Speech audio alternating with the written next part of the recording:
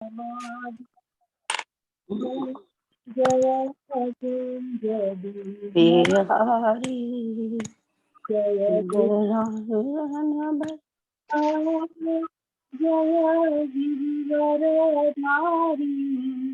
जय गिरिवरधारी यशोदानंदन व्रज जनरंजन यशोदानंदन व्रज जनरंजन यमुना तीरावनचारि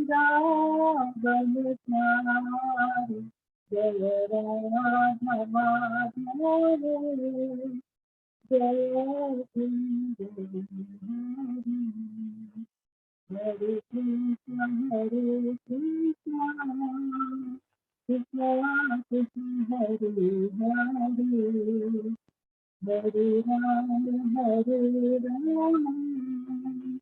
राम राम हरे हरे हरे कृष्ण कृष्ण कृष्ण हरे हरे राम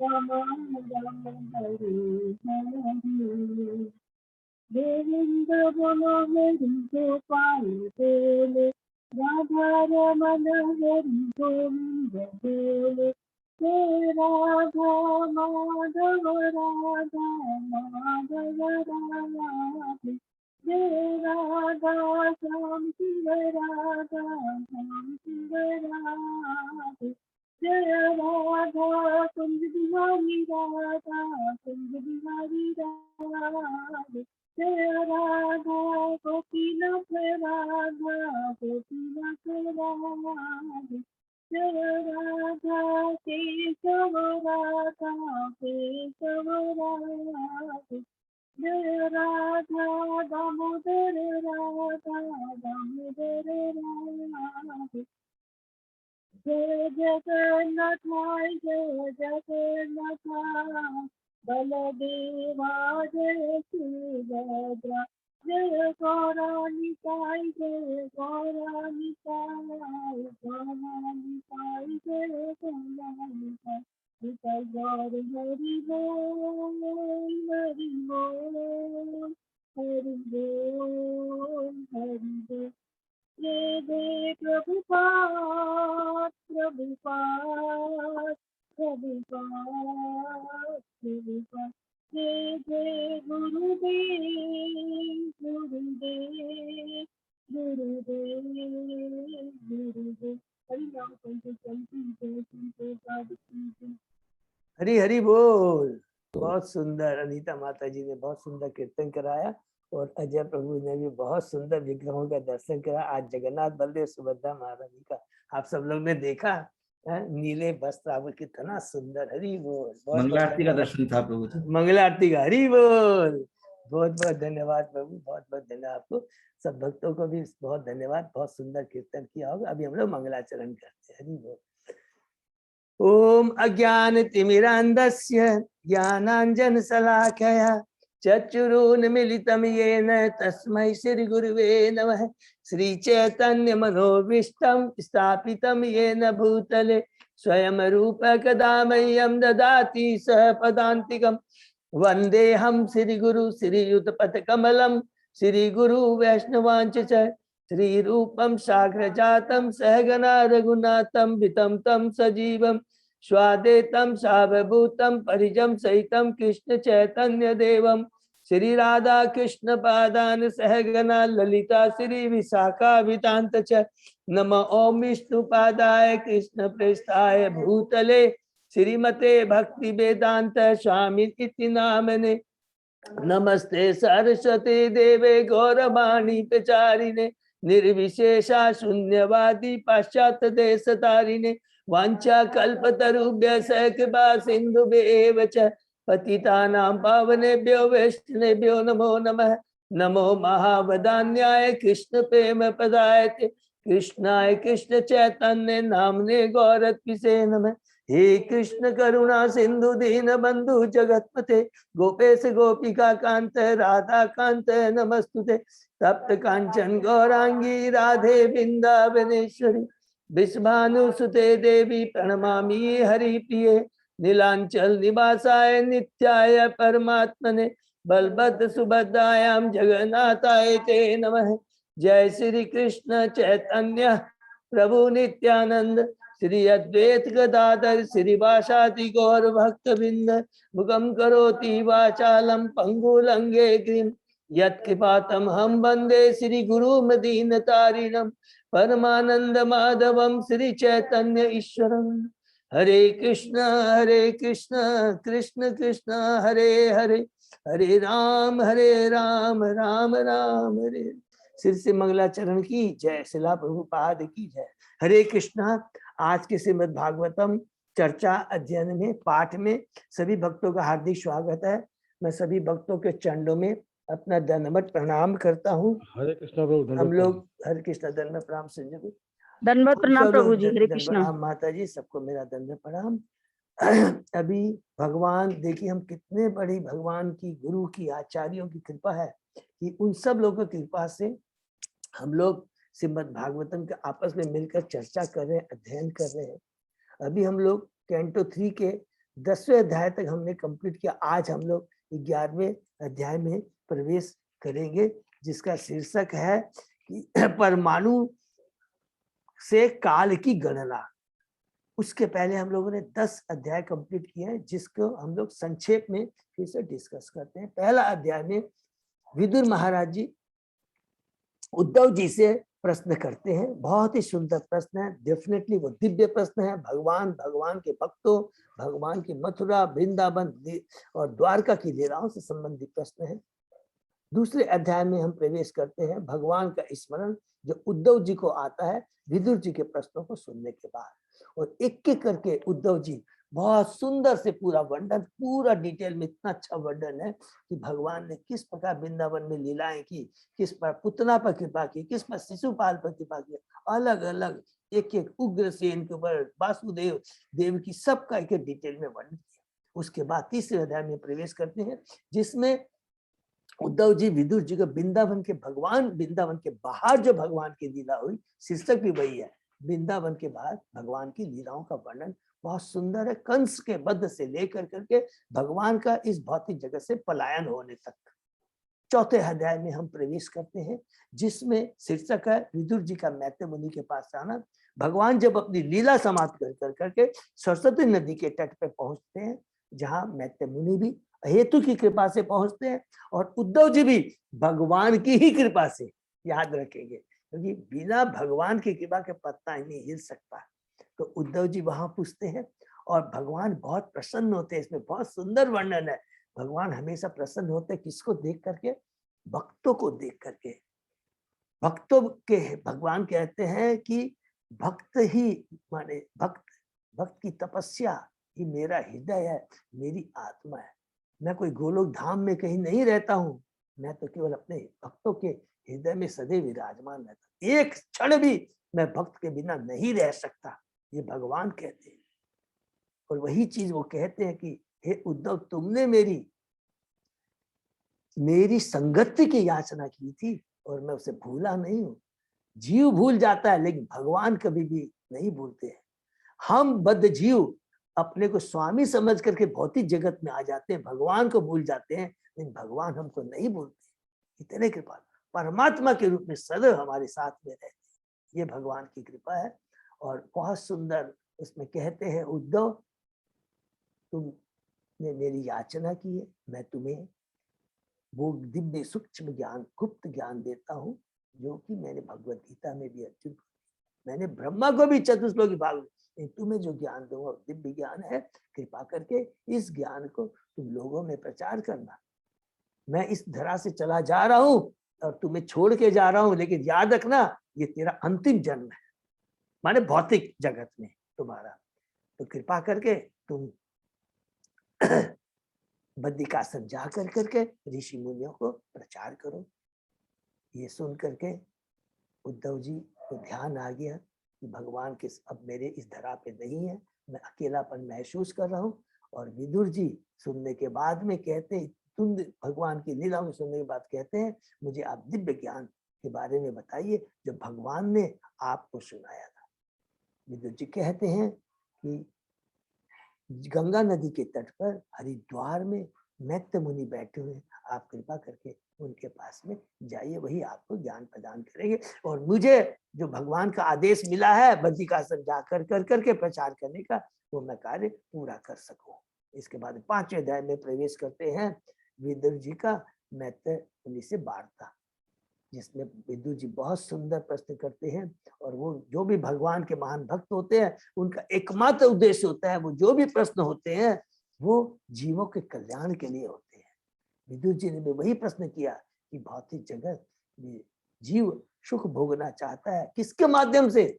भौतिक चीजों को प्राप्त करके, भौतिक संबंध प्राप्त करके, भौतिक उपाधि प्राप्त करके, लेकिन दुख ही दुख मिलते हैं। इसलिए आज भौतिक जगत में हम देखेंगे कितना भी हमारा भौतिक डेवलपमेंट होता है ये चीजों का, लेकिन उससे हमारे दुख और बढ़ते हैं, हम उन पर और पैरासाइट होते चले जाते हैं। भगवान को ध्यान न करके, जो हमको भगवान पर आश्रित होना चाहिए, हम भगवान पर आश्रित न होकर भौतिक चीजों के ऊपर आश्रित और होते चले जाते हैं, डिपेंडेंट होते जाते हैं और दुख ही दुख मिलता है। फिर विदुर जी बहुत सारे प्रश्न करते हैं, मुझे भगवान की दिव्य लीलाओं के बारे में बताइए, भगवान की सृष्टि पालन संहार के बारे में बताइए। मैत्र मुनि बहुत प्रसन्न हो जाते हैं, क्यों कि एक भगवान का शुद्ध भक्त उनसे प्रश्न करता है, जो कि स्वयं व्यास देव के पुत्र है, स्वयं यमराज है। कहते हैं कि मैं तुम्हें अवश्य बताऊंगा भगवान ने ये सृष्टि क्यों की, जीवों के कल्याण के लिए। सृष्टि के पहले भगवान विराजमान थे और फिर किस प्रकार 23 तत्वों का सृष्टि हुई, जो इसको हम लोग सर्ग कहते हैं, और उसी के बारे में याद रखिए, सर्ग इसको कहते हैं। और उसके बाद में देवताओं के बारे में, जो शेष देवता जो कि मिथ्या अहंकार की जब सतोगुण में रहता है, जिसको हम लोग आदि देवी कहते हैं, जिसको ज्ञान शक्ति के माध्यम से जो उत्पन्न होते हैं, वो शेष देवता भगवान को प्रार्थना करते हैं कि ये 23 तत्व जिसका हम जो आपने उत्पत्ति की है, इनका जब तक आपकी कृपा शक्ति नहीं होगी, आपका डायरेक्शन नहीं होगा, आपके द्वारा हमें योग्यता जब तक प्राप्त नहीं होगी, हम कुछ नहीं कर सकते। 6ठे अध्याय में प्रवेश करते हैं। विश्व रूप की सृष्टि, भगवान देवताओं की प्रार्थना सुनकर के अपनी अभिष्ट विभस्त शक्ति, काल शक्ति, बहिरंग शक्ति भेजते हैं। विश्व रूप की तैयारी होती है, विश्व रूप बनता है, विराट रूप बनता है। उसके 3 भुवन के बारे में, उसी के अंदर वर्णाश्रम धर्म के बारे में बताया। और अंत में मैत्र मुनि कहते हैं ये जो विराट रूप है साधारण नहीं है, ये भगवान का दिव्य लिखा है, दिव्य विराट रूप, ये साधारण नहीं है। इसको मापना, इसके बारे में जानना हम बच्चों की शक्ति के बाहर, हमारी योग्यता के बाहर है। यहाँ पर सर्ग खत्म होता है। 7वें अध्याय में प्रवेश करते हैं, जिसमें विदुर जी मैत्र मुनि से और कई प्रश्न करते हैं, जिसमें प्रथम जो प्रश्न है ईश्वर तत्व और जीव तत्व के बारे में पूछते हैं कि ईश्वर की क्या पोजीशन है। ईश्वर शक्तिमान है, जीव भगवान की पराशक्ति है, परा प्रवृत्ति है, परा प्रकृति है, सॉरी। भगवान शक्तिमान है, कभी भी वो शक्तियों से प्रभावित नहीं होता, शक्तियां उनके अंडर में है, शक्तिमान उनके अंडर में नहीं है। बिना शक्तिमान के शक्ति का कोई अस्तित्व नहीं है, यह अचिंत भेदा भेद। इसलिए भगवान जो भौतिक जगत करते हैं, ये भगवान इससे प्रभावित नहीं होते हैं। राजा का एग्जाम्पल दिया, जैसे कैद खाना और राजा होता है। राजा कैद खाने में जाता है, इसका मतलब नहीं कि वो भी कैदी हो गया। फिर जीव के बारे में बताते हैं, जीव प्रभावित होता है, लगता है, लेकिन वास्तव में जीव क्या है, वो भी प्रभावित नहीं होता, वो भी सच्चिदानंद है, भगवान का अंश है, शाश्वत अंत है। लेकिन क्या है, वो सपने का एग्जाम्पल हमने पढ़ा, चंद्रमा का एग्जाम्पल पढ़ा, तो इससे क्लियर, बहुत सुंदर क्लियर किया मैत्र मुनि ने कि भगवान परम सत्य है, सारी उनके शक्तियां उनके अंदर में, उन्हीं से निकली हुई है। जीव भी उनकी एक शक्ति है, दोनों ही शाश्वत हैं और दोनों ही भौतिक जगत से प्रभावित नहीं होते। जीव लगता है, जीव लगता है बोल के ही इनको बद्ध जीव कहा जाता है, इसीलिए बद्ध जीव कहता है। जब वो अंधकार में रहता है, अज्ञानता में रहता है, उसी को बोलते हैं बद्धता। रियल जो बद्धता का मतलब क्या, बंधना माने वो अज्ञानता में चला जाता है। इस हमेशा याद है, जीव आत्मा है, शाश्वत है, सच्चिदानंद, ये याद रखे बहुत। उसके बाद में विदुर कहते हैं मेरा सारा संशय दूर हो गया, और उसके बाद में अलग अलग बहुत सारे और वो प्रश्न करते हैं मनुओं के बारे में बहुत डिटेल में पढ़ के, और अंत में कहते हैं मेरे ये सारे प्रश्न बद्ध जीवों के कल्याण के लिए और मेरे अपने प्योरिफिकेशन के लिए, क्योंकि मैं भगवान के बारे में। उसके बाद में हम 8वें अध्याय में प्रवेश करते हैं। गर्भोदय विष्णु द्वारा ब्रह्मा जी का प्राकट्य, जिसमें हमने पहले परंपरा के बारे में पूरा, संकर्षण भगवान कैसे चतुष्कुमार को, उसके बाद सांख्यायन मुनि को, उसके बाद पराशर मुनि, बृहस्पति को, उसके बाद में मैत्रेय मुनि, किस प्रकार ये परंपरा चली आ रही है। और फिर गर्भोदय विष्णु किस प्रकार पहले वो सोए रहते हैं गर्भ सागर में, और उनका भी देखिए पढ़ा हमने, वो निद्रा में रहते, वो भी दिव्य है, अपनी अंतरंग शक्ति वाले। भगवान का कोई भी चीज भौतिक नहीं, हमेशा याद है। वो निद्रा में सोए हुए रहते हैं, लेकिन पूरा चिंतन में रहते हैं, पूरा उनका ध्यान रहता है। किस प्रकार ब्रह्मा जी की उत्पत्ति होती है, ब्रह्मा जी किस प्रकार भगवान की 100 वर्षों तक, दिव्य वर्षों तक प्रार्थना करते हैं, तपस्या करते हैं, हृदय में उनको भगवान का दर्शन होता है, और भगवान के सुंदर रूप का वर्णन हुआ है। सेम हमने पढ़ा था कि भगवान का कितना सुंदर रूप है कैंटो 2 के 9वें अध्याय में, जब ब्रह्मा जी ने देखा था। और उसके बाद में हम लोग 90वें अध्याय में प्रवेश करते हैं।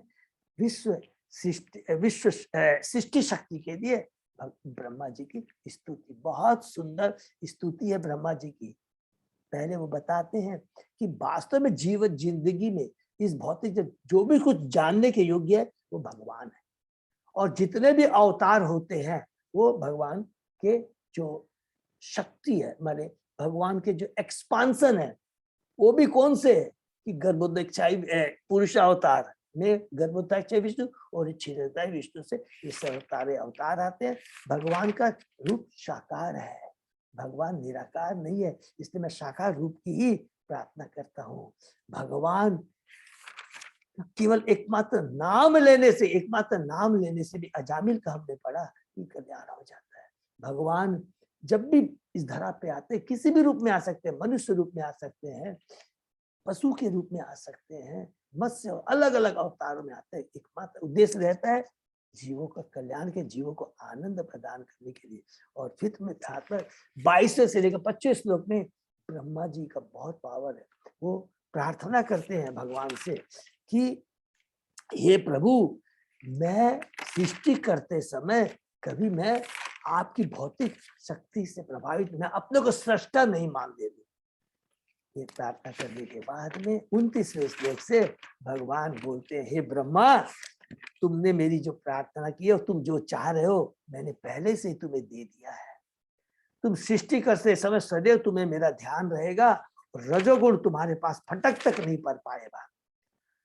मैं सर्व कारणों का कारण हूं, तुमसे मेरे शरीर से तुम्हारी उत्पत्ति हुई है, और मेरा तुमको जो कार्य दिया आगे एक्सपांशन करने का, विसर्ग का सेकेंडरी सृष्टि का कार्य करने की तुमको दिया है, ये कार्य करना तुम शुरू करो। उससे ये समाप्त करते हैं। हम 10वें अध्याय में प्रवेश करते हैं, जिसका शीर्षक है सृष्टि के विभाग, जिसके अंदर में प्रथम में विदुर जी मैत्रेय को कहते हैं कि मैंने जो आपसे पूछा है ना, आदि से अंत तक, देखिए ये बहुत इंपॉर्टेंट वर्ड यूज किया है, आदि से अंत तक मेरे को सारी चीज के बताइए। ऐसा नहीं कि आप समरी में चले जाए, पूरा आदि से अंत तक मुझे भगवान के बारे में हमने जो कुछ पूछा है उसे बताए।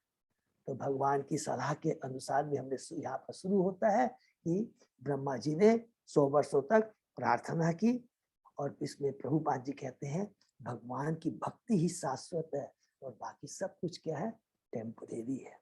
उसके बाद में देखा कि ब्रह्मा जी ने किस प्रकार जिस कमल पर वो बैठे हुए हैं और जिस जल के ऊपर वो कमल है, दोनों वो क्या हो रहे हैं कि प्रचल वायु के द्वारा कांप रहे थे।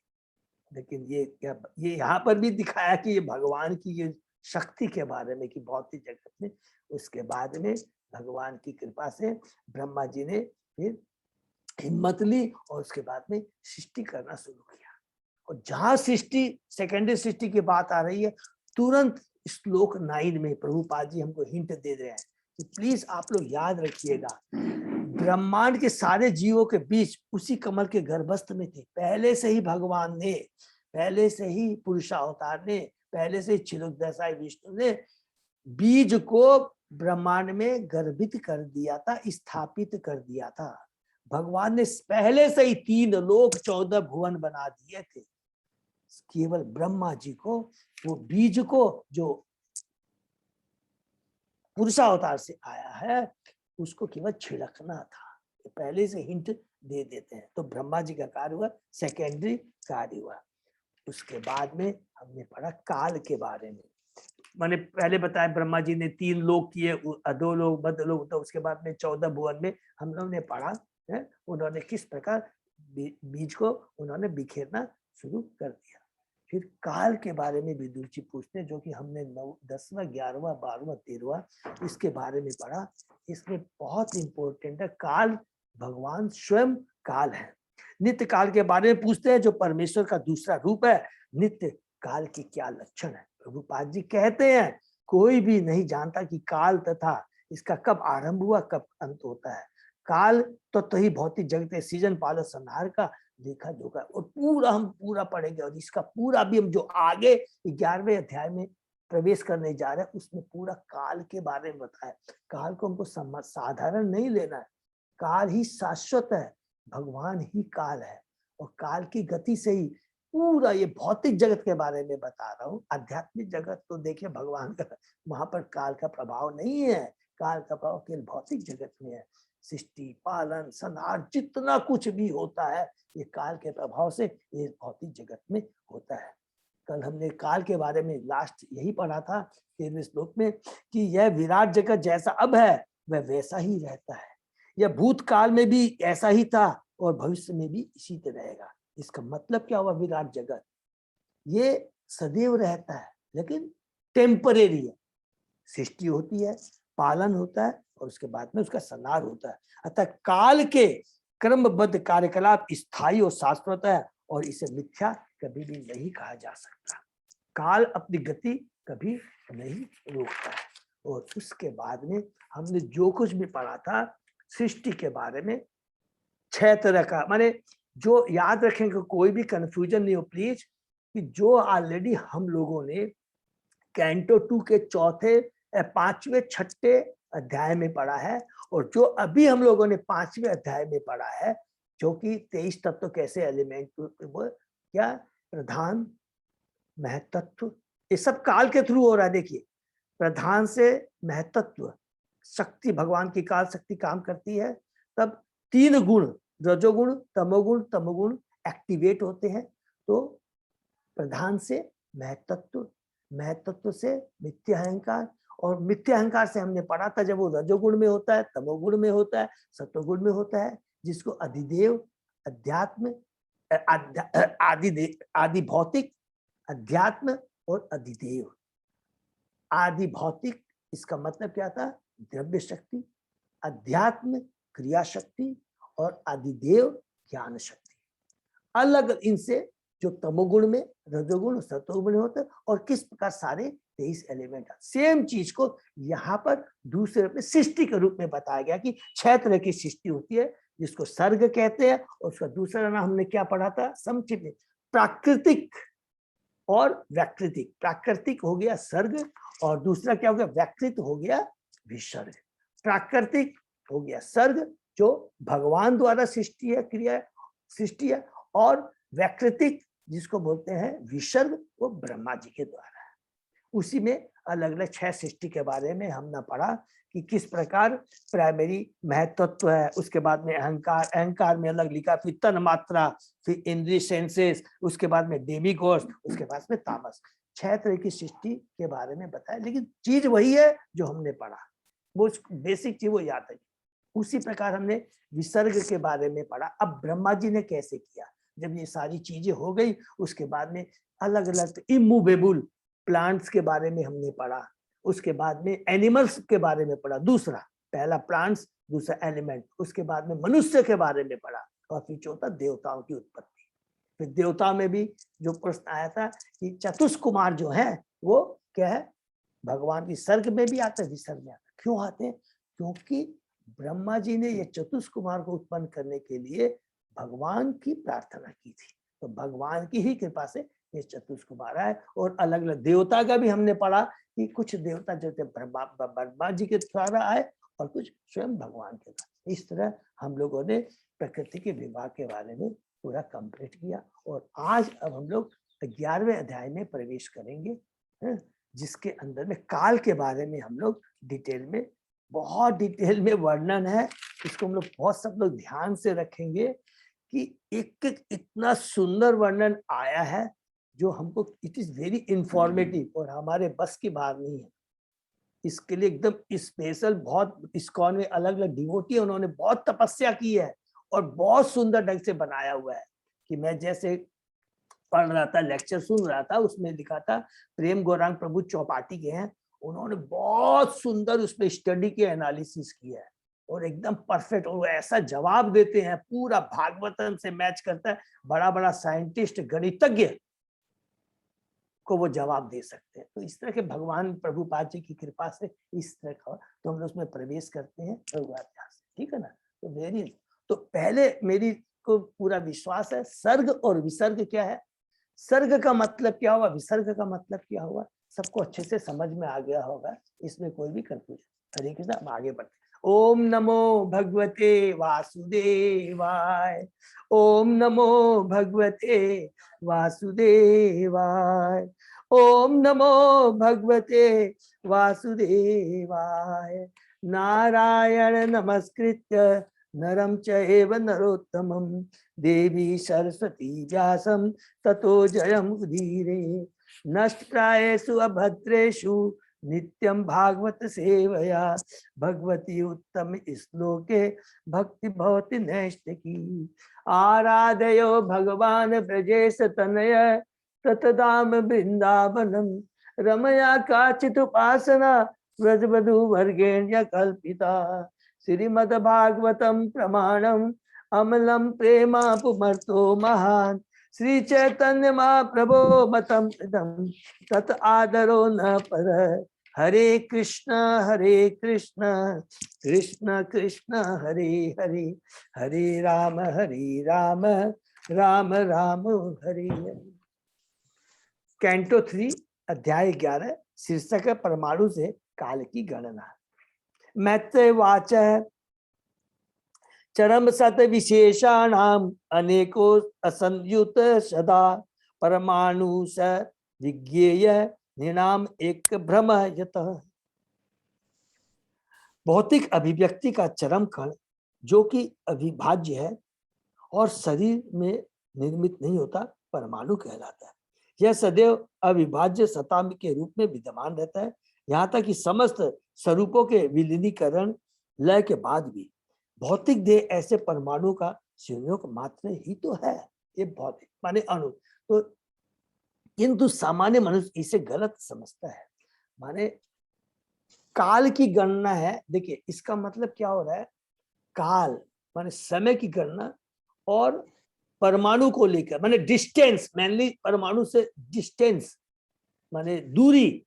हम कहते हैं कि ये इतनी दूरी में पहुंचा, माने कितनी दूरी कितने समय में कंप्लीट होगी। माने इसको जस्ट सिंपली माथे में रखेंगे कि काल का यहाँ जो वर्णन किया है दूरी को ध्यान में बेस को रखते हुए किया गया है, ठीक है ना। सिर्फ भागवत का परमाणु संबंधी विवरण परमाणुवाद के आधुनिक विज्ञान जैसा ही है। इसका और अधिक वर्णन कनाद के परमाणुवाद में पाया जाता है। आधुनिक विज्ञान में भी परमाणु को परम अविभाज्य कण माना जाता है, सबसे छोटा अविभाज्य माने इससे छोटा और नहीं होता है। परमाणु फिर 2 परमाणु मिलके अणु, इस तरह की थोड़ा बहुत याद आ रहा है जो हमने पढ़ा है। श्रीमद् भागवत ज्ञान के समस्त वर्णों की पूर्ण पाठ्य पुस्तक हरि बोल, जिसमें परमाणुवाद सम्मिलित है। देखिए भागवतम में पूरी परमाणु के बारे में डिटेल में वर्णन है। ऐसा नहीं है कि कोई हम लोग फिजिक्स केमिस्ट्री पढ़े या अलग सब्जेक्ट, सब कुछ श्रीमद् भागवतम में है। परमाणु शाश्वत काल का शुद्ध सूक्ष्म रूप है, हरि बोल। नेक्स्ट, सत एव पद अर्थस्य स्वरूप अवस्थितस्य यतो केवल्यम परम महान अविशेषो निरंतर। परमाणु अभिव्यक्त ब्रह्मांड की चरम अवस्था है। जब वे विभिन्न शरीरों का निर्माण किए बिना पहले रूपों में रहते हैं तो वे असीमित एकत्व केवल्य कहलाते हैं। निश्चय ही भौतिक रूपों में विभिन्न शरीर हैं, किंतु परमाणु स्वयं में पूर्ण अभिव्यक्ति का निर्माण करते हैं। जो ये सारे तत्व हैं सबको मालूम है, शाश्वत है, ठीक है ना, माने रहते हैं ये, ठीक है। इन्हीं से सारा जैसे प्रकृति बनती हम लोगों ने पढ़ा है, वो रहते हैं। एवं कालो अपि अनुमित सोक्षम में स्थलयो च सतम संस्थाम भुक्तया भगवान अव्यक्त व्यक्त भूक विभू। काल को शरीरों के परमाणविक संयोग की गतिशीलता के द्वारा मापा जा सकता है। यही चीज यहाँ पर जो बता रहे थे अपने, काल को शरीरों के परमाणु संयोग की गतिशीलता के द्वारा मापा जाता है, माने डिस्टेंस को। काल उन सर्वशक्तिमान भगवान हरि की ही शक्ति है, स्वयं भगवान काल है जो समस्त भौतिक गति का नियंत्रण करते हैं, यद्यपि वे भौतिक जगत में दृष्टिगोचर नहीं है। नेक्स्ट, क्षय काल परमाणु परमाणु वेय भुंजते परम अनुतान शतो अभिषेक भुक्त यत्तु क्षय काल परम महान।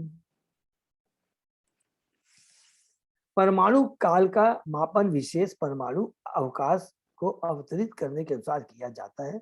वह काल जो परमाणुओं के अव्यक्त समुच्चय को प्रश्न करता है महाकाल कहलाता है। काल तथा अवकाश दिक् दो सहसंबंधी पद है। अणुओं के कतिपय अवकाश को तय करने के रूप में काल मापा जाता है। मानक काल की गणना सूर्य की गति के अनुसार की जाती है। एक परमाणु को पार करने में सूर्य कितना काल लेता है, कितना समय लेता है, वह परमाणु काल के रूप में परिगणित किया गया है। सबसे महान काल अद्वैत अभिव्यक्ति के समग्र अस्तित्व को तय करता है। सारे ग्रह चक्कर लगाते हैं और आकाश को तय करते हैं और अवकाश परमाणु के रूप में परिगणित किया जाता है। प्रत्येक ग्रह की चक्कर लगाने की अपनी विशिष्ट कक्षा होती है। कक्षा माने जो बोलते हैं ना, जिस कक्ष में घूमता है, कक्षा होती है जिसमें वह बिना इधर उधर गति करता है। इसी तरह सूर्य की अपनी कक्षा है। प्रकृति के सीजन पालन संहार के काल की संपूर्ण गणना समस्त ग्रहों की गति की गणना के आधार पर तब तक की जाती है जब तक इस सृष्टि का अंत नहीं हो जाता। इसे ही महाकाल कहते हैं। हमारे पूरी सृष्टि के अंत तक का जो भी कैलकुलेशन है वो काल के द्वारा, कि सूर्य की गति, तारों की गति, चंद्रमा की गति, ये सारी कितनी डिस्टेंस में सूरज कवर करता है अपना एक कक्षा को, ये सारी चीजें काल के कैलकुलेशन का यहाँ पर हमको प्रभु यहाँ पर हमें बताया जाएगा, हम लोग पढ़ेंगे। सिंपल, अणु दो परम अणु स्यात् त्रस रेणु त्रय स्मृत जाल अर्क रश्मि अवगतः खमेव अनुपथम अगात।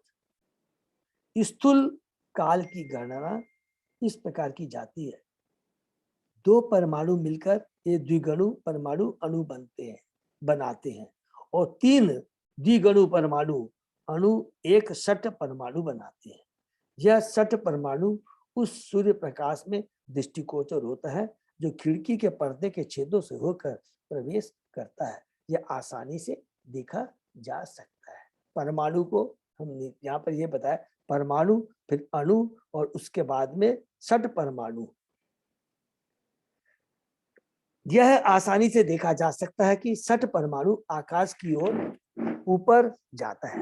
परमाणु का वर्णन अदृश्य कण के रूप में किया गया, माने परमाणु को दिखाई नहीं देता है, किंतु जब ऐसे 6 कण परस्पर मिलते हैं तो वे तसरेणु कहलाते हैं। 6 मतलब समझ गए ना, 2 परमाणु मिलकर करके एक अणु मिलता है और 3 अणु मिलकर करके एक सतरेणु बनते हैं।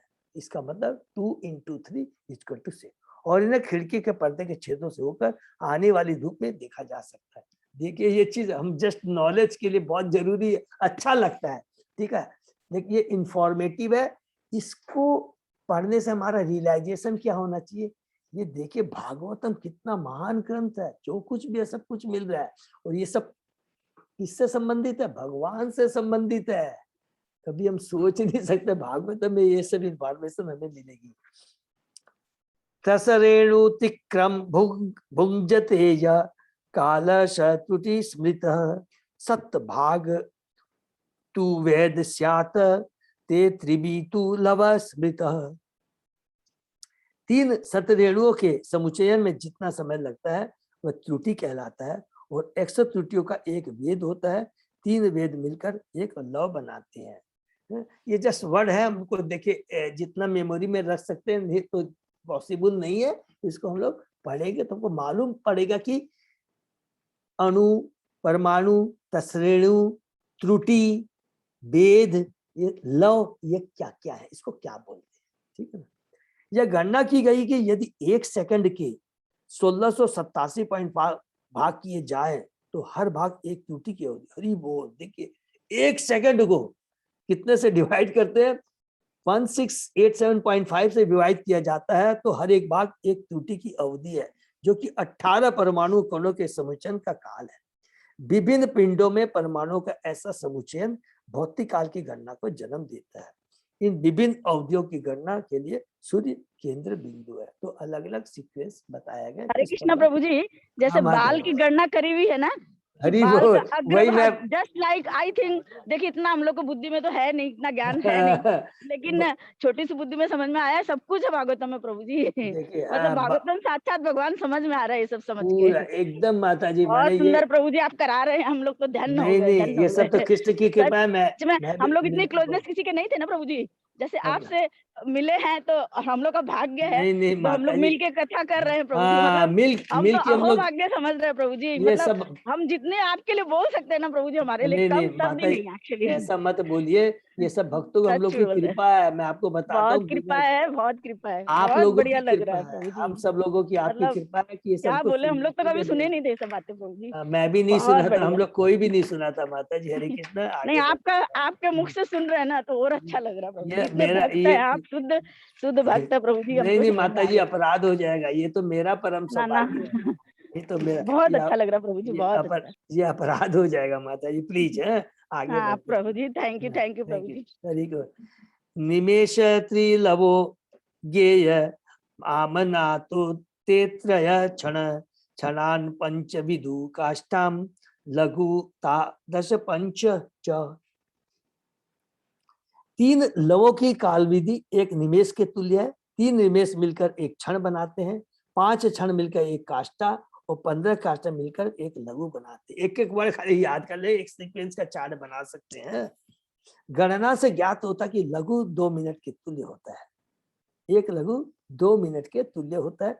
वैदिक विद्या के रूप में काल की परमाणिक गणना को इसी आधार पर वर्तमान समय में परिणत किया जा सकता है। देखिए जितना भी ये मैथमेटिकल कैलकुलेशन है, एक एक चीज, सूर्य की गति, चंद्रमा की गति, तारों की गति, ये पूरा ब्रह्मांड में जो सिस्टम है ये बनाया हुआ है, ये सारा भागवतम में पूरा एक एक वन परमाणु, अणु, एक एक चीज के बारे में, तस रेणु, एक एक डिटेल का यहाँ पर वर्णन है कि किस प्रकार। लघुनी वे समान समामनाता 10 पंच चय नाडिका ते द्वे मुहूर्त प्रहर 60 सप्तवा निणाम। हरि बोल। अब देखिए एक लघु क्या पड़ा, 2 मिनट के तुल्य होता है। फिर देखा 15 लघु मिलकर एक नाडिका बनाते हैं, जिसे दंड भी कहा जाता है। 2 दंड से एक मुहूर्त बनता है और मानवीय गणना के अनुसार 6 या 7 दंड मिलकर दिन या रात का चतुर्थांश बनाते हैं। हरि बोल। एक एक करके बढ़ाता है, जब एक एक किस तरह एकदम सूक्ष्म से बड़ा होकर करके होता जा रहा है। द्वास अर्धपल उन्मानम चतु अंगुले स्वर्ण मासे कृत छिद्रम यावत प्रस्थ जल पलुतम। एक नाड़िका या दंड के मापने का पात्र 6 पल भार, हरि बोल, 6 पल भार 14 औंस वाले ताम्र पात्र से तैयार किया जा सकता है, जिसमें 4 मासा भार वाले तथा 4 अंगुल लंबे सोने की सलाई से एक छेद बनाया जाता है। सोने की, देखिए एक एक चीज लिखा है कि जो छेद बनता है वो सोने की सुई होनी चाहिए, क्योंकि उसका भी जो डेंसिटी थी एक फिक्स होती है। जब इस पात्र को जल में रखा जाता है, अगर हम लोग लोहे की सुई से बनाएंगे, सिल्वर की सुई बनाने से नहीं चलेगा। हाँ, जब इस पात्र को जल में रखा जाता है तो इस पात्र को लबालब भरने में जो समय लगता है वह एक दंड कहलाता है। हरि बोल। यहाँ यह सलाह दी जाती है कि तांबे के मापक पात्र में जो छेद बनाया जाए वह छेद 4 मासा से अधिक भार वाली तथा 4 अंगुल से अधिक लंबी सलाई से न बनाया जाए, इससे छेद का व्यास सही रहता है। इस पात्र को जल में डुबोया जाता है, उसके भर जाने का समय दंड कहलाता है। यह दंड की अवधि मापने की दूसरी अवधि है, समय को मापने की दूसरी अवधि है। एक एक चीज का नाम है। जिस तरह की कांच पात्र में बालू के समय मापा जाता है, ऐसा प्रतीत होता है कि वैदिक सभ्यता के दिनों में भौतिकी, रसायन शास्त्र या उच्चतर गणित का अभाव न था। इसको अंडरलाइन कर लीजिए प्लीज। इतना जितना भी हम लोग देखिए जितना भी इतना सुंदर उस समय लोग माने भौतिकी, रसायन, ऐसा नहीं था कि नहीं, सब एकदम एक्सपर्ट थे कि किस चीज से कैसे, और वो देखिए बहुत एक्यूरेट होता था, उसमें जरा भी त्रुटि नहीं होती थी, अभाव नहीं था। मापों की गणना सरल से सरल रूप में अनेक विधियों से की जाती थी। देखिए बड़ी सरल। यामा चत्वार चत्वारो मर्त्या नाम अहिनी उभे, पक्ष पंचदश अहानी शुक्ल कृष्ण च मानद। यह भी गणना की गई है कि मनुष्य के एक दिन में 4 प्रहर या याम होते हैं और रात में भी 4 प्रहर होते हैं। इसी तरह 15 दिन तथा 15 रातें पखवाड़ा कहलाती है और एक मास में 2 पखवाड़े, माने वही एक मास में 2 शुक्ल पक्ष और कृष्ण पक्ष है ना, 15 दिन में एक, तथा और एक मास में 2 पखवाड़े, माने पक्ष उजाला तथा अंधियारा, कृष्ण पक्ष और ये शुक्ल पक्ष। कितना सुंदर, हरि बोल। तयो समूचयो मास पितृनाम तत अहनिशम, दो तो ऋतु षठ अन्यम अयनम दक्षिणम च उत्तरम दिवी। 2 पक्षों का समुचय एक मास होता है, डेफिनेटली है 15 दिन 15 दिन का है, मिलाकर के 1 महीना होता है। और यह अवधि पीत लोकों का पूरा 1 दिन तथा रात है। और यह अवधि पीत लोकों का, पित्त लोका का 1 दिन तथा 1 रात। हरि बोल। इसका मतलब यहाँ पर जस्ट नॉलेज के लिए है कि अर्थात मनुष्य का 1 महीना, सॉरी हम लोगों का 1 महीना, पित्त लोगों का केवल 1 दिन और 1 रात है। ठीक है ना, माने हमारा 1 महीना, पित्त लोकों के जो वासी है उनका केवल 1 दिन होता है, 1 दिन और 1 रात है। ऐसे 2 मास मिलकर एक ऋतु बनाते हैं और 6 मास मिलकर दक्षिण से उत्तर सूर्य की पूर्ण गति को बनाते हैं। 2 मास मिलकर एक ऋतु, अर्थात 6 ऋतु हो गई। एक का कितना सुंदर वर्णन है। 2 मास एक ऋतु बनाते हैं तो इसका मतलब 6 ऋतु होती हो गई। और 6 मास मिलकर दक्षिण के उत्तर तक सूर्य की पूर्ण की गति, 6 मास उत्तरायण, 6 मास दक्षिणायन।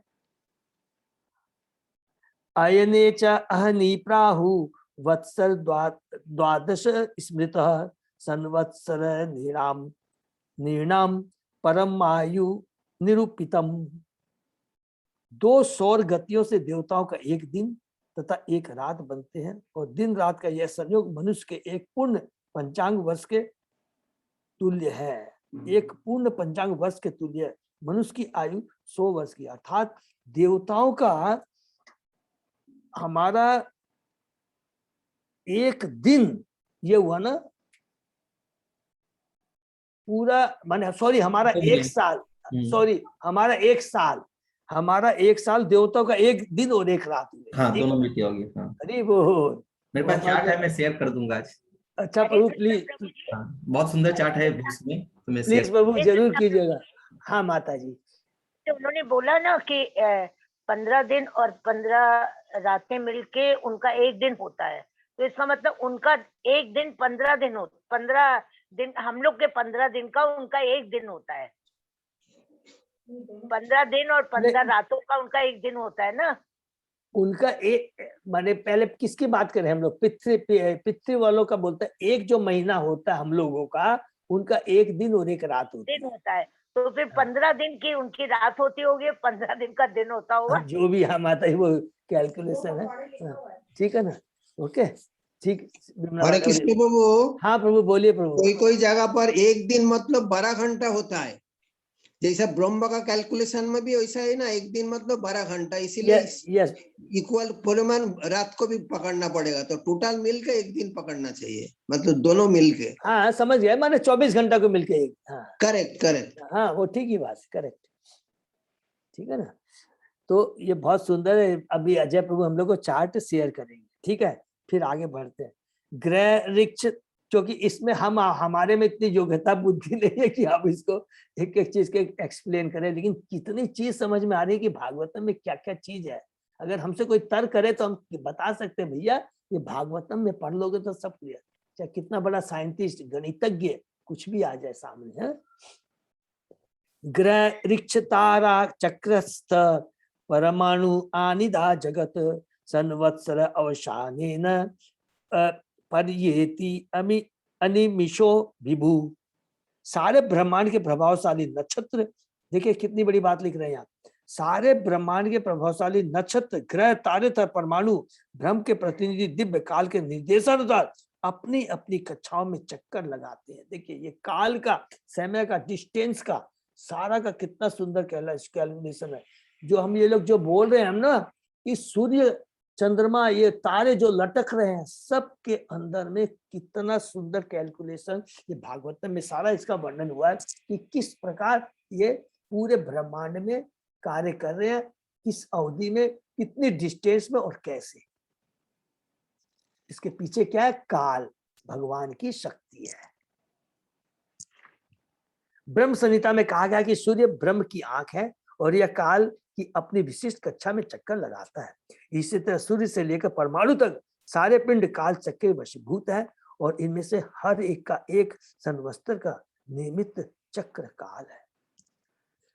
देखिए इससे कितना बड़ा रियलाइजेशन आ रहा है कि देवहूति माता ने भी, अब समझ में आ रहा प्रभु पढ़ के, देवहूति माता ने भी जब भगवान कपिल से भक्ति के बारे में बहुत डिटेल में पढ़ा था, और लास्ट में देखेंगे हम लोग पढ़ेंगे, याद आ रहा है, उन्होंने 2 प्रश्न और किए थे, एक काल के बारे में और दूसरा कर्म के बारे में, कि भगवान स्वयं काल है और ये काल कितना इंपॉर्टेंट समय के, इन मनुष्यों को हम लोग को इंडिकेट करने के लिए मनुष्य को एक क्षण भी नष्ट नहीं करना चाहिए, ये वापस देना चाहिए। चाणक्य पंडित ने भी कहा था नंबर 1। और कर्म के बारे में कहा था कि जितने भी हम कर्म करते हैं पहले हमको देखना है वो कर्म कैसे है। तो उसमें देवहूति माता ने पूछा था, बोला था, भगवान बताते हैं, अरे जो कर्म केवल टेम्परेरी है उसके लिए समय बिताना, और जो कर्म शाश्वत है किसमें हमको अपना समय बिताना चाहिए। जितना भी हम पुण्य कर्म कर ले, जितने भी कर्म कर ले योग्यता से, सब क्षणिक है। ये चीज हमेशा याद रखनी है। और केवल भगवान के बारे में एक क्षण भी लिया हुआ नाम वो शाश्वत है, और वो शाश्वत हमारा कल्याण कर देगा।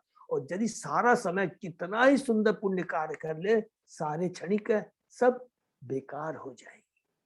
ये बहुत याद आ रहा है। तो ये काल और कर्म के बारे में देवहूति माता ने पूछा था। तो काल और समय ये बहुत इंपॉर्टेंट चीज है, ये भगवान स्वयं है। इसलिए भगवान यहाँ भागवत में कोई भी एक फुल स्टॉप का ऐसा नहीं है जो भगवान से संबंधित नहीं हो।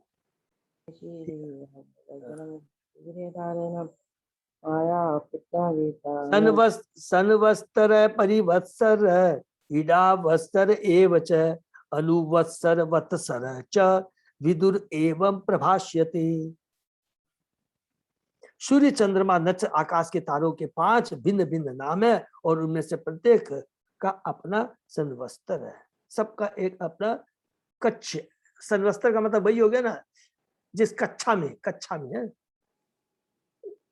कक्षा को हम लोग क्या बोलते हैं, ऑर्बिट ना।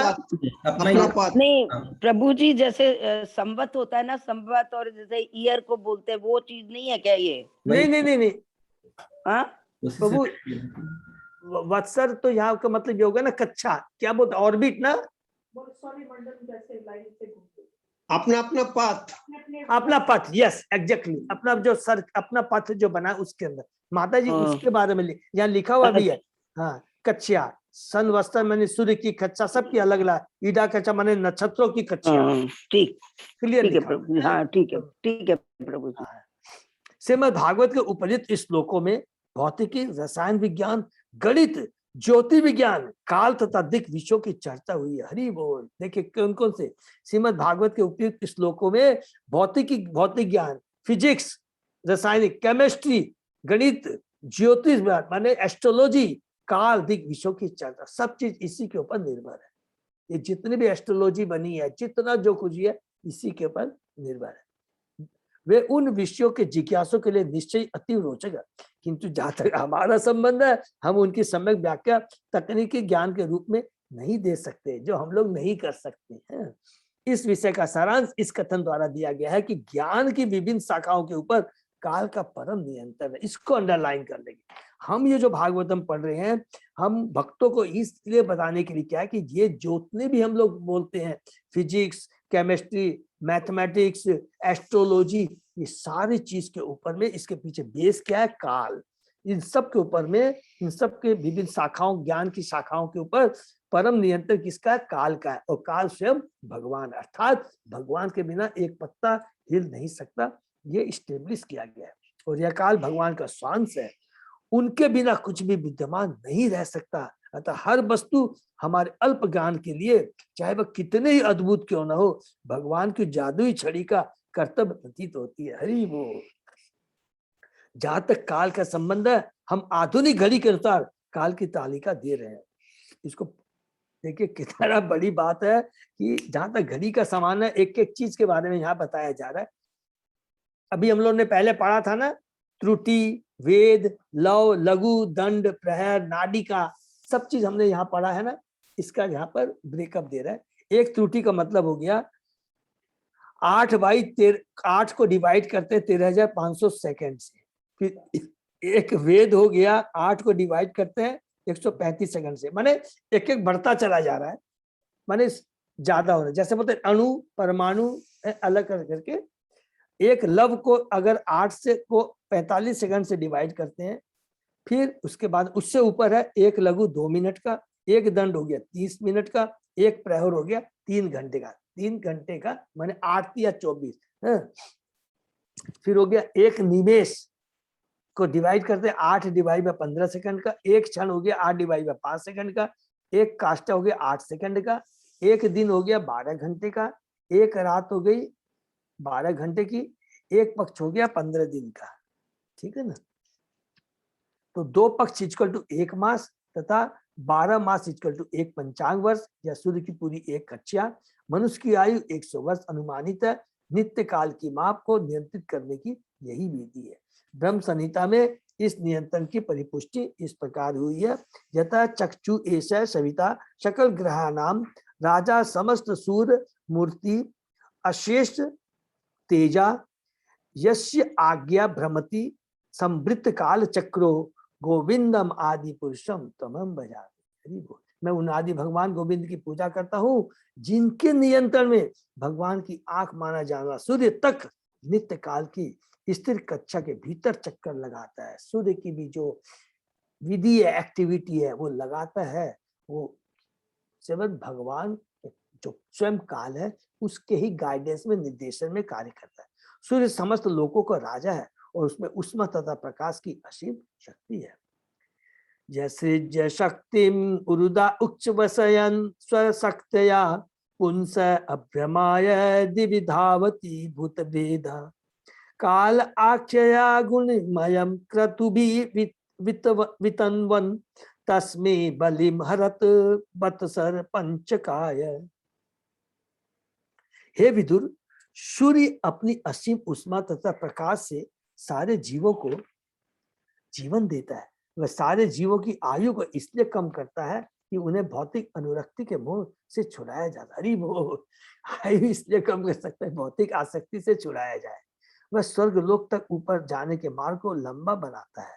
इस तरह वह आकाश में बड़े वेग से गतिशील है। अतः हर एक को चाहिए कि प्रत्येक 5 वर्ष में एक बार पूजा की समस्त सामग्री के साथ उनको नमस्कार करें। देखिए सूर्य जो भगवान की शक्ति है, भगवान सूर्य देवता जो भगवान के निर्देशन में एक स्पेशल इस भौतिक जगत में किस प्रकार सेवा करता है, इसलिए मैं सूर्य भगवान को भी प्रभुपाद जी इसमें स्वयं कह 5 रहे हैं। वर्ष का क्या एक महत्व है? प्रभु जी, 5 प्रभु वर्ष जी, हम लोग हम साक्षात भगवान को सूर्य के रूप में ही देख सकते हैं। हाँ कहते हैं भगवान सूर्य देवता ही ऐसे हैं जो हमको साक्षात दर्शन देते हैं, और हाँ तो इसलिए इसको भगवान की मतलब वो बोली गई है, इसमें भी यही दिया हुआ है ना प्रभु जी। सूर्य हाँ, अपनी ऐसी मुष्मा प्रकाश के सारे जीवों के जीव देता है, सारे जीव क्या है। यह देखिए प्रभुपाद जी का बोलने का मतलब क्या है माता जी ना, कभी भी जब हम लोग रह रहे भगवान सब कुछ ही है, तो इसका मतलब नहीं है कि भगवान की शक्तियों को, भगवान के जो जो स्पेशल पावर दिए जो देवता, उनका सम्मान न करें। याद है, अगर हम प्राइम मिनिस्टर के पास जाते हैं तो इसका मतलब नहीं उसके असिस्टेंट, अरे मेरा तो डायरेक्ट प्राइम मिनिस्टर से कनेक्शन है, तो उसके नीचे वालों को हम उनको आदर देना चाहिए, लेकिन उनको प्राइम मिनिस्टर नहीं मानना चाहिए। देवताओं को रेस्पेक्ट करना चाहिए, क्योंकि वो भगवान के आदेश नहीं करते हैं लेकिन काम तो करते हैं ना। आज हम किसी भी जीव को, ऐसा मत भक्त को सेवा दी जाती है, गुरु महाराज आचार्य देते हैं, ठीक है ना, अरे ये तो गुरु महाराज के निर्देश में काम कर रहा है, नहीं नहीं, हमको ऐसा नहीं है, उनको पूरा सम्मान देना है। और यहाँ पर ये क्यों लिखा पता नहीं, प्रभु क्या बोल रहे थे अजय प्रभु, प्रत्येक 5 वर्ष में एक बार पूजा की सामग्री के साथ उनको नमस्कार। वही महत्व है कि 5 साल में ही एक बार का ऐसा कुछ हाँ, कुछ लिखा है तो इसका जरूर कुछ होगा। प्रभुपाद जी जो कुछ भी लिखते हैं इसके अंदर 100% कुछ ना कुछ होगा, ठीक है ना। फिर उसके बाद में विदुरवाच, विदुर जी इंक्वायरी करते हैं, ठीक है ना, कि अब आगे अब विदुर जी की इंक्वायरी होगी है। बहुत सुंदर इसमें एक एक के बारे में है, युग के बारे में है, उसके बाद में मनुओं के बारे में है, फिर कल्प के बारे में, ब्रह्मा जी का एक दिन, फिर ब्रह्मा जी की आयु, फिर लास्ट में देखिए एक एक कर करके सबके पीछे क्या है, काल है ये सारी, और वो काल कौन है, भगवान। अर्थात जो कुछ भी है, जो भी गणना है, जो भी कैलकुलेशन है, उसका बेस आधार क्या है, भगवान श्री कृष्ण बोलेंगे, श्री कृष्ण, ठीक है। तो विदुरवाच पितृदेव मनुष्याणाम आयु परम इदम स्मितम परेशान गतिम आचक्व येषु कल्पात बहि विदा। विदुर ने कहा, मैं पितृलोकों, स्वर्ग लोक तथा मनुष्यों के लोक के निवासियों की आयु को समझ गया हूँ, कृपया अब मुझे उन महान विद्वान जीवों की आयु के विषय में बताएं जो कल्प की परिधि के परे है। हरि बोल। ब्रह्मा के दिन की समाप्ति पर ब्रह्मांड का जो आंशिक विलय होता है, उससे सारे लोग प्रभावित नहीं होते। अत्यधिक विद्वान जीवों यथा सनक तथा भृगु के लोक कल्पों के प्रलयों से प्रभावित नहीं होते, जो कि हमने पहले ही जो स्टार्टिंग में पढ़ा था है कि उच्च लोक, मध्य लोक और निम्न लोक है। तो जब ब्रह्मा जी का एक दिन समाप्त होता है तो ये नीचे के लोग और मध्य के लोग यही इफेक्टिव होते हैं, उच्च लोग इफेक्टिव नहीं होते। सारे लोग विभिन्न प्रकार के हैं और उनमें से हर एक भिन्न काल चक्र द्वारा नियंत्रित होता है। पृथ्वी लोक का काल अन्य अधिक उच्च लोकों पर लागू नहीं होता। अतएव विदुर यहाँ पर अन्य लोगों की आयु के विषय में प्रश्न कर रहे हैं। तो अजय प्रभु, हम लोग यहाँ विराम देना कि आगे करें? एक श्लोक और पढ़ सकते हैं ना? 17 तक कर लेते प्रभु। 70 तक कर ले, ओके। भगवान वेद कालस्य गतिम भगवतो ननु विश्वम पृच्छते धीरा योग राधेन चक्षुषा। हे आध्यात्मिक रूप से शक्तिशाली, आप उस नित्य काल की गतियों को समझ सकते हैं जो भगवान का नियंत्रक स्वरूप है। क्योंकि आप स्वरूप सिद्ध व्यक्ति है, अतः आप योग दृष्टि की शक्ति से हर वस्तु देख सकते हैं। कितना ये बता रहे हैं, माने वक्ता श्रोता एक दूसरे को किस प्रकार ग्लोरीफाई करते हैं। जो योग शक्ति के सर्वोच्च सिद्ध अवस्था को प्राप्त कर चुके हैं और भूत वर्तमान तथा भविष्य की हर वस्तु को देख सकते हैं, वे त्रिकाल यज्ञ कहलाते हैं। इसी तरह भगवत भक्त शास्त्रों की हर वस्तु को स्पष्ट रूप से देख सकते हैं। हरि बोल। श्री कृष्ण के भक्तगण कृष्ण विज्ञान के साथ ही साथ भौतिक तथा आध्यात्मिक जगतों की सृष्टि को बिना किसी कठिनाई की सरलता से समझ सकते हैं। इसको अंडरलाइन कर लेंगे कि भगवान का जो शुद्ध भक्त होता है, बड़े बड़े देखिए ये मैत्रेय मुनि को कितना बड़ा ज्ञान है। और याद है ना कि हमने अभी जस्ट स्टार्ट करने के पहले पढ़ा था कि मैत्रेय मुनि जी कहते हैं ये सब कुछ मुझे मालूम है और मैं तुमको एक एक करके एक्सप्लेन करूंगा, तुमने जो कुछ भी पूछा है। भक्तों को किसी योग सिद्धि के लिए प्रयास नहीं करना पड़ता। हरि बोल। उनको कोई भी, जैसे कि योगी होते हैं ना अष्ट सिद्धि, उनको किसी चीज की आवश्यकता नहीं होते है। स्वयं भक्ति के माध्यम से इतनी दिव्य शक्ति आ जाती है कि उनको सब कुछ स्वतः ही भगवान की कृपा से ज्ञान मिल जाता है, अलग से कोई प्रयास नहीं करना पड़ता। वे हर एक के हृदय में आसीन भगवान की कृपा से हर बात को समझने में सक्षम होते हैं। प्रभुपाद जी देखिए हर जगह तुरंत बोल देते हैं कि जो कुछ भी है हर चीज में भक्त सक्षम होता है, तुरंत उसमें ऐड कर देते हैं क्या, भगवान की कृपा से। ये हमको हमेशा ये वर्ड यूज करना है। इंदिरा माता ये सब याद रखें कि जो कुछ भी हम लोग कर रहे हैं, जो कुछ भी हो रहा है, केवल भगवान की कृपा से हो रहा है, उसके बिना कुछ भी नहीं हो सकता है। तो ये कृष्ण ही सब कुछ है। तो हमें क्या करना चाहिए, सदैव कृष्ण का स्मरण करना चाहिए। अगर सदैव कृष्ण का स्मरण करेंगे तो रजोगुण तमोगुण हमारे पर प्रभावित नहीं होगा, अभक्तों का संग नहीं मिलेगा, भगवान का विस्मरण नहीं होगा, सदैव भगवान हमारे स्मरण में रहेंगे। किसी भी समय कुछ भी हम कार्य करेंगे तो भगवान का स्मरण बना रहेगा। और यही सबसे बड़ी हमें भगवान की कृपा चाहिए, जो कि भक्तों और गुरुओं से ही मिल सकती है। हरे कृष्ण। प्रभु जी यहाँ पे एक क्वेश्चन था हमारा। हाँ माता जी। कि ना जैसे एक क्षण है जो वो क्षण वाला, हाँ माता जी। सेकंड वाला जो क्षण है, क्षण कोई बोलते हैं ना, जो ब्रेकअप है जो सेकंड का, एक क्षण लिखा माता जी 8/5 सेकंड, उसको ही क्षण बोलते हैं क्या प्रभु जी? हाँ माता जी यहाँ पर यही लिखा है। अच्छा अच्छा प्रभु जी, ठीक है, हमको क्लियर नहीं हुआ था वो क्षण वाला बात। हाँ इसको माता जी Thank you. जब अजय प्रभु हम लोगों को वो करेंगे है तो उसको एक बार दो, इतनी तो बुद्धि नहीं है चार्ट कि वैसे ही है जो बनी हुई है ना, देवी भी भागवत में आ गई, उसी चार्ट का ही थोड़ा सा ऐसा ही। ओके थैंक यू प्रभु, इसको प्रभु, शेयर कर। हाँ प्रभु। पहला वाला श्लोक का जो अनुवाद है ना, उसमें हाँ, हाँ। लिखते हैं क्या, जो जो परमाणु है वो देह रूप में उसमें गठन नहीं होता है, लेकिन बाद में बोलते हैं जड़ देह ये परमाणु का समन्वय है, उल्टा हाँ। हो गया। वो थोड़ा एक बार देख लीजिए आप अनुवाद। एक सेकंड फिर से बोलिए, कौन सा प्रभु? पहला श्लोक इस अनुवाद। एक सेकंड, पहला श्लोक। हाँ अनुवाद। श्रीमद् भागवत का परमाणु संबंधी विवरण परमाणुवाद के आधुनिक विज्ञान जैसा ही है। इसका और अधिक वर्णन कनाड के परमाणुवाद में पाया जाता है। आधुनिक विज्ञान में भी परमाणु को परम अविभाज्य माने उसको और फर्दर उसको हम लोग नहीं कर सकता है, नहीं कर सकता है, कर माना है, जिससे यह ब्रह्मांड बना हुआ है। श्रीमद् भागवत ज्ञान के समस्त वर्णों की पूर्ण पात्र, जिसमें परमाणु सम्मिलित है। परमाणु शाश्वत काल का शुद्ध सूक्ष्म रूप है। हाँ प्रभु। लेकिन ये बंगाली बुक में लिखा है ये देहों में इसमें गठन नहीं होता, इतना वो गलत लिखा। वो गलत कुछ मत बोलिएगा प्लीज, हम लोग नहीं समझ सकते, वो अलग बात है। हाँ लेकिन बाद में बोलते जड़ देहो इसी का समन्वय है,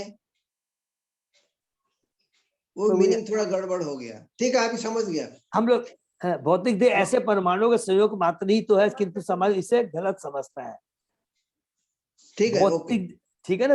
हाँ तो हो सकता है क्या, देखिए प्रभु क्या होता है ना, कई बार मैं भी कंफ्यूज हो जाता, सब लोग खाली एक सेकंड लूंगा, ये लैंग्वेज के चलते क्या होता है। प्रभुपाद जी ने जो भी लिखा ओरिजिनल इंग्लिश में लिखा है, ठीक है ना, और हिंदी में और बांग्ला में जैसे भी है, तो बांग्ला में तो गुरु हमारे भक्ति चारू महाराज का किया हुआ है, तो कई त्रुटि नहीं है, खाली जो लिखा वो समझने में थोड़ा भूल हो जाता है। नहीं कि कन्वर्सन में इशू आया, जैसे एग्जांपल देता हूं, मैंने भी जो भगवत गीता में देख रहा था, जैसे इंग्लिश में प्रेजेंट तो होना चाहिए, हिंदी में लिख दिया वर्तमान, बट उसका मीनिंग निकल रहा उपस्थित। करेक्ट। तो वर्तमान में अपने वो समझ लेंगे, ये वाला अपना काल वाला वर्तमान, तो मीनिंग थोड़ा सा चेंज हो जाएगा, चेंज हो जाता है उपस्थित। तो वो कन्वर्सन में इंग्लिश टू हिंदी और बांग्ला में ट्रांसलेशन में थोड़ा सा रहता है। गलती कहीं नहीं है, हमको क्या तुरंत क्या करना चाहिए, दूसरा रिफर करना चाहिए जितना को समय। इसीलिए सब लोग मिल करके, जैसे सब भक्त लोग, अजय प्रभु, कार्तिनाथ, कृष्णदास प्रभु, मोहन प्रभु, सब लोग ये लोग मिलकर हम लोग आपस में जहां भी रहेगा ना, हाँ प्रभु इसमें यहाँ लिखा है, तो हमारा कंसेप्ट एकदम क्लियर हो जाएगा। है? यहाँ पर फुल स्टॉप कॉमा तक मिस्टेक नहीं हो सकता है, ठीक है ना, ये याद रखेंगे। हमारी समझ में थोड़ा सा कम आ सकता है तो उसको हम लोग इजीली समझ सकते हैं, लेकिन सबसे बड़ी सौभाग्य की बात है आज तक हम लोगों ने जो भागवतम में पढ़ा है, हम लोग को प्रोत्साहित किए संगीता माता जी इतना सब प्रोत्साहित की, मैं याद करता हूँ, मैं उनका आभारी हूँ। तो हम लोग सब मिल के जो कर रहे हैं तो कम से कम को तत्व के बारे में पूरा मालूम पड़ गया कि वहां कहीं भी हम लोगों को कंफ्यूजन नहीं हो रहा है, और यही चीज बेस है। और उसके बाद में अलग अलग इंटरप्रिटेशन अलग है, लेकिन तत्व में कोई भी फर्क नहीं है। ईश्वर तत्व, जीव तत्व, काल, भगवान, सबके बारे में, भक्ति किसको कहते हैं, ज्ञान, कर्मी, ज्ञानी, योगी। देखिए ये पढ़ते पढ़ते समझ में आ रहा है कि ज्ञानी योगी भी कुछ भी नहीं है, उनको वो भी जो स्वयं समय की व्यर्थता है, क्योंकि वो भी टेम्परेरी चीज के पीछे आसक्ति रहते हैं। इवन भौतिक जगत से छुटकारा पाना भी बहुत बड़ा काम नहीं है जब तक भगवान से नहीं जुड़ते हैं। ब्रह्मानंद कुछ नहीं है, असली आनंद है कृष्ण का, भक्ति का आनंद। एक एक चीज कंसेप्ट क्लियर होगी, अर्थात कृष्ण ही सब कुछ है। अगर कृष्ण की सेवा और सेवा भाव, दूसरी चीज पढ़ा ज्ञान और सेवा। ज्ञान विज्ञान में परिवर्तन तब होता है जब हम सेवा करते हैं, ये बहुत इंपॉर्टेंट चीज। खाली ज्ञान अर्जन कर दिए कि मेरे को सारे श्लोक याद रखो, लेकिन जब तक सेवा में नहीं लगेंगे, जैसे आज जगन्नाथ ग्रुप के भक्त लोग, मेरे को बहुत अच्छा है संगीता माता, जैसे नेचुरल सिटी में, जैसे अभी याद आ गया मीनू माता जी ने मेरे को, प्रभु अभी हम लोग ने मंदिर में बहुत सेवा कर रहे हैं, हम लोग मंदिर में जब भी दरकार होती है कुछ ना कुछ भेजते रहते हैं, मेरा हमारे नेचुरल सिटी से लिखवा दीजिएगा, ये करे। सेवा भाव बहुत जरूरी है। सेवा भाव से क्या होता है कि हमारी जो रजोगुण का प्रभाव है, जो हमारे में मैं की भावना आती है ना, वो कटती है और भगवान के प्रति आसक्ति बढ़ती है।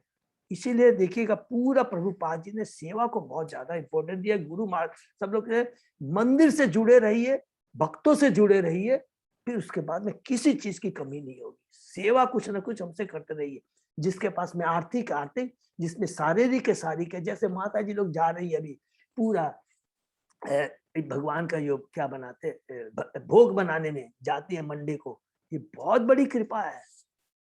माता जी अलग अलग, देखिए कभी ये सेवा किया, भगवान की ड्रेस बनवा दिया, ये कर दिया, तो सब भक्तों एक दूसरे को प्रोत्साहित करते रहेंगे। मंदिर से जुड़ा रहना, भगवान और भक्तों से जुड़ा रहेंगे तो फिर काल का प्रभाव, ये जो भौतिक जगत का जो प्रभाव है हमसे दूर रहेगा, अब भक्तों से हमें दूर रखें। प्रभु जी हम लोग अनजाने में इतने पाप करते हैं, तो हम मंदिर से जुड़े रहेंगे, कुछ होगा तो हम सोचते हैं हम के थोड़े पाप कट रहे हैं।